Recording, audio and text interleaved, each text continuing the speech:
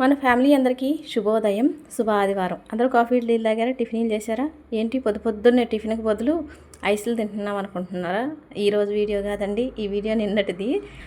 మీలో ఎంతమంది చిన్నప్పుడు సేమియా ఐస్ తిన్నారు? పుల్ల ఐసే కానీ ఐస్కి చివరన సేమియా ఉండేది, భలే ఉండేదండి.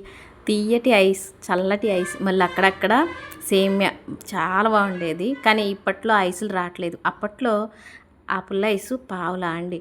చాలా రోజుల తర్వాత నాకు అది గుర్తుకొచ్చింది. నేను పిల్లలు ఐస్ చేయమన్నారు, ఎలాగో పిల్లలు చేయమన్నారు కదా అని సేమియా ఐస్ చేశాను. అంతేకాకుండా పోయినసారి తక్కువ పెట్టాను, తొందరగా అయిపోయినాయి.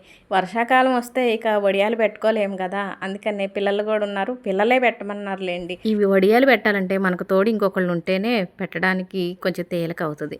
మరి ఈ వడియాలు పెట్టిన వీడియో, అలాగే సేమియా మామిడికాయ పుల్ల ఐస్ చేసిన లాంగ్ వీడియో ఈ వీడియో కింద లింక్ పెడతాను, చూడండి. వీడియో నచ్చితేనే లైక్ కొట్టండి అబ్బా.